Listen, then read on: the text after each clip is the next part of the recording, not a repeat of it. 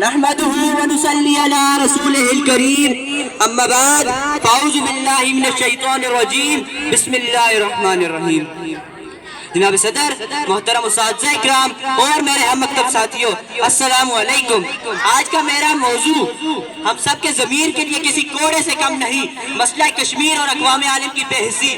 تیری گفتار پہ حیرت، تیرے کردار پہ خاک، تیری گفتار پہ حیرت، تیرے کردار پہ خاک، قاضی اثر تیرے عدل کے دربار پہ خاک،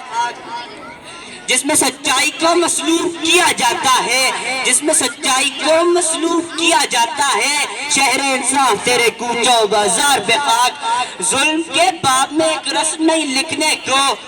ظلم کے باب میں ایک رسم نہیں لکھنے کو، پورے قاتل کو جو پہنائی ہے دستار پہ خاک۔ صدر علی وقار، میرا دل کرتا ہے کہ یہ شعر ہر اس ایوان کے دروازے پر آویزہ کر دوں جس میں انسانی حقوق کی بات کی جاتی ہے، انصاف کے لیے آواز اٹھائی جاتی ہے، آزادی کا نام لیا جاتا ہے، مساوات کا جھنڈا لہرایا جاتا ہے، پھر چاہے وہ بھارت کا کوئی ایوان ہو یا امریکہ کا سلامتی کونسل کا کوئی اجلاس ہو یا OIC کی وہ بیٹھک ہو جس سے آج تک ایک کشمیری بھی انصاف نہ پا سکا۔ جناب صدر، افسوس کے ساتھ کہنا پڑ رہا ہے کہ مسئلہ کشمیر کچھوے اور خرگوش کی وہ ریس بن چکا ہے جس میں اب کچھوے کی رفتار سے آزادی کے لیے کام کر رہے ہیں اور بھارت خرگوش کی رفتار سے ظلم و بربریت کے نئے نئے ریکارڈ بنا رہا ہے۔ ہمارا کردار تو شاعر نے آج سے کئی سال پہلے بیان کر رکھا تھا، ہم سے تو بس یہی ممکن ہے کہ تقریریں کریں، ہم سے تو بس یہی ممکن ہے کہ تقریریں کریں اور ہندوستانیوں کے ظلم کی تفسیریں کریں،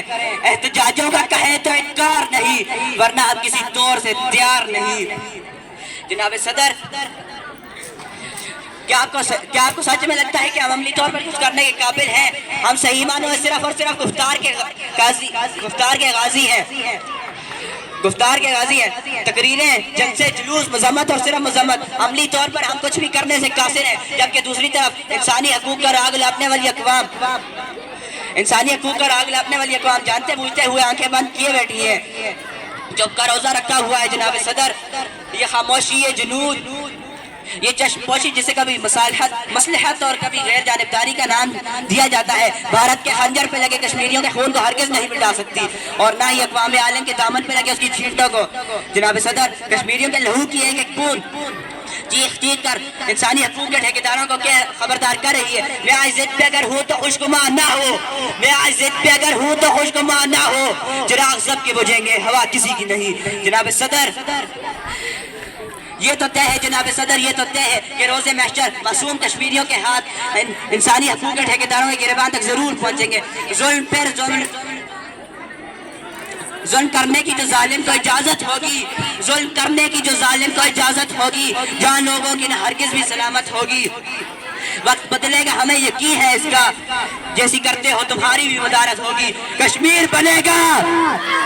کشمیر بنے گا، کشمیر بنے گا۔